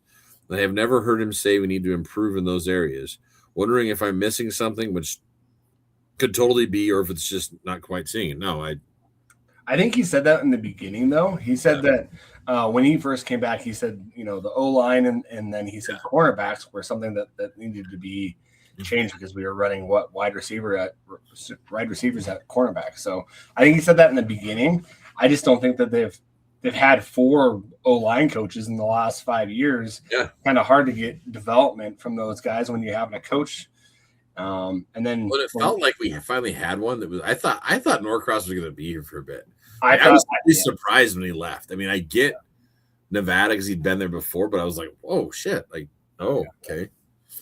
I thought he was making some strides, and I think, having a guy, here during spring ball and winter ball. Well, that's just it. We need to get someone hired. Like, if there is going to be changes. Well, so we were talking about the strength coach. We both agree needs to be changed. Yes. They need to make that change before school's back. Like now, right freaking now, so that they can help, because that strength coach helps with winter conditioning and stuff. Yep, all that going through spring ball and all the summer workouts and everything, and so that, and not just football. That strength coach, they work with all the sports. Yeah. So. Yeah, it's going to be interesting to see what happens here in the next month. The thing that sucks, I think, though, is this, like the fact that. I think the only reason we know about Norcross is because Nevada announced it. Exactly. Yep. There could be other things going on, and we will never know. And this does bother me that keep it so tight to the vest. Who cares? Like in this day and age, you need to just let it out there. And that was one thing. Here's one thing. On a positive note, letting our players dance and celebrate. Yep. Was awesome this year. It was. They had so much fun out there. Like. Seeing that video that they put together for the national championship game when it was the semis, and the last one being like when Eli tees up and hits the ball, and then Brooks comes down and gives the little salute, like watching it go out there. That was so cool. Like let these guys have fun. He was letting them, and like Wortham doing like all that stuff. We're like a few years ago, if you remember when Sammy was out there and he'd do his little first down thing, they made him stop doing that. Yeah. It was like, oh, like you're a fun hater is what it felt like. Yeah. Well, and I think that like to let them have fun again, which I think is cool. Yeah. I think that's a good change that we could have. I don't know. It's going to be interesting to what happens this next year, because you've got the hands guys, you've got the guys that you need, but you're going to have to, another revamping of the defense. Yeah. A lot of that defense is going to have to be redone. Your whole offensive line is going to have to be redone. And that's where like it sucks. We got young guys that we don't know a ton about. We know some, but like, look how we hit this year. With Wortham, I felt like with Gale, with Wing, like I mean, with Diesel, like we hit with a lot of guys that we brought in. I'm sure I'm missing some too. So that's why I'm curious. Like Matan, I think on the offensive line, I think that was a good one. And so it'll be interesting to see. Like, I think I'd feel a lot better if we could pull some of these guys that are like look really good and look the part and feel like they could help our program. Or like Solo, that was huge last year. He was huge. That guy's a beast. Yep. So if we can pull some people like that and get them here for spring, I'd feel a hell of a lot better about things. Like, it's not that I feel terrible, but like, it's like, what are we doing, to your point, Adam, to take that next step, to get us past, to get us to those, like you said, you talked about the accomplishments, to get it so we're hitting all those goals, not just the graduation, which is important, but like hit the other ones, the Big Sky Conference, beating the Cats and winning a national championship, because we all know that is Bobby's one thing that he's never done. And you can have a great running back and great wide receivers and a great quarterback, but if you don't have an offensive line to block for him, like we've seen that with great offenses where it doesn't happen. Yeah, you don't want to be Barry Sanders out there. It's no. Yeah. So we need it, and so I'm really hopeful with some of the things Adam and I have heard, which we'd love to share, but we don't want to start the rumor mill. But we hope that this is true about the offensive line coach that we're possibly getting, because that could be big for us. Because if it is the guy we're hoping for, he's put together some really good offensive lines, and it could be beneficial, and it could bring in some players. So, I'm like, if we have the guy, just announce it. Like, it could help. I don't know why it's so hush hush though. I understand. I understand you have to get it approved and stuff, but like that doesn't happen across the neighbors. They announce, across the whole league. I mean, every college football, it's like Sac State has had to hire a whole crew, and they already have all their guys. Yeah, it's like they announce it and it's go. So it's like it doesn't take that long to get all the admin stuff and approvals. So it's like just put it through, man. So and you want to create buzz for your program though too. Yeah, the better. Yeah, the more you can, like, especially right now with our rivals about to play the game tomorrow, the national championship. We should be getting as much as we can out there on X and Instagram and everything, showing like, hey, like we're not gone. We're still here, and look at the things we're doing right now. Well, and just you have you have lots of Griz podcasts out there where if you got a new hire, you could have them go on those and publicize that hire. We'd love to have it. I know GFP would love to have it. The Lackeys would love to have it. Yeah. I mean, it's so, or just have Riley do it too. I mean, exactly. Have him do a special inside the den, or or have a coaches show where you let the other coaches talk.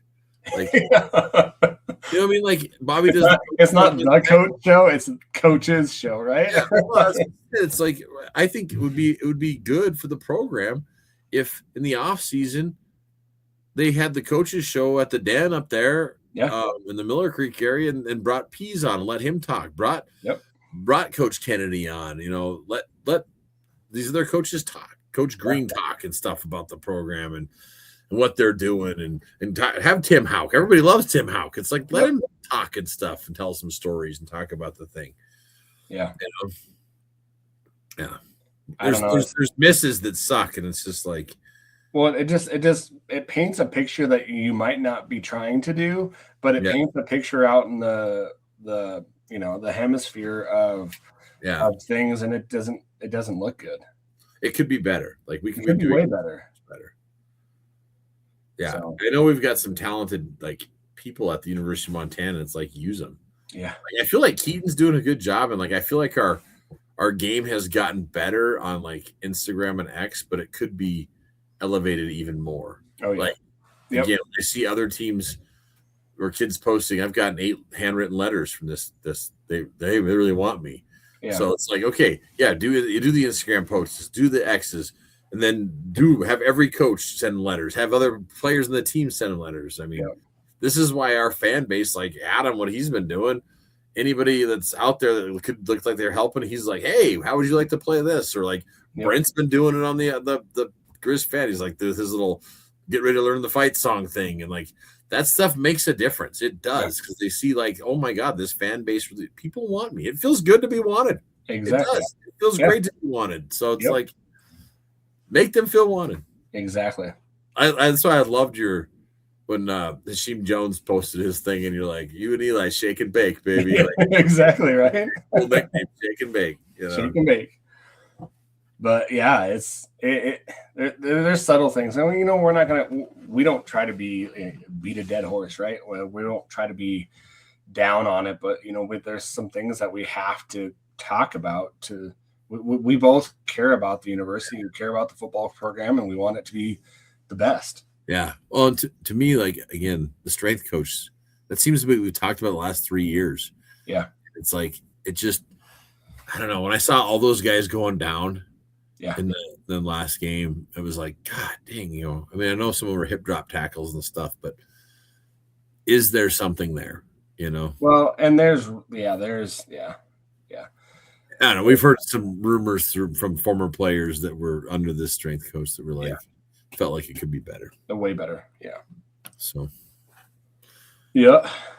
Well, is that all the questions? That's all the ones I could find. I'm sure I possibly missed some because I was trying to screenshot a few. I was traveling to Mexico, and when I was down in there, I got some were like on Instagram, some were on X, and just like some direct messages. So we missed any. We're sorry. Yeah. And the ones on YouTube, we're sorry. We're not going to go on to that comment section. It was not good. I haven't even looked, and I probably shouldn't. Then don't go there. All right, I won't go there. I appreciate you telling me that. Don't go there. Dark path. It's a dark path. Yeah. Oh man. But yeah, guys, we will continue to do some podcasts here once in a while. Here in the near future, we'll let you guys know. Well, for sure, we'll be doing like as we get some more recruits coming in, and exactly, we're fired up. We may do some, and we'll try to do one, I guess, in February for sure on that. Yeah, to do an update of like where we're at. We could even do some short ones on basketball if you want. Like, I'm down. Yeah, like we could. We'll have to get the women's Lady Griz coach on. He really wanted to come on, and yeah, he did. He said he definitely wanted to come on. So yeah, but guys, we really appreciate you guys watching or listening or doing both. I can't thank you guys enough. We really want to just create a podcast that you guys like and that you guys can interact with us and just talk. So if you guys want to, we love it. We try to do the best that we can. It's only 2 of us. So get us on Instagram, get us on Twitter at Fight on Montana.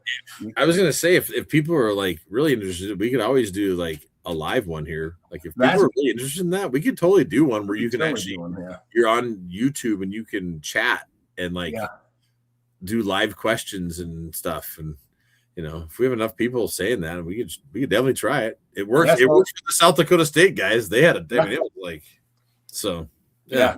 So definitely, get a hold of us if you guys want to do a live show. We could do a live show and like what the offense or the defense looks like with the players or whatever. So yeah. But until next time, guys, we really appreciate you. But also as well, go Griz. Heck yeah, go Griz.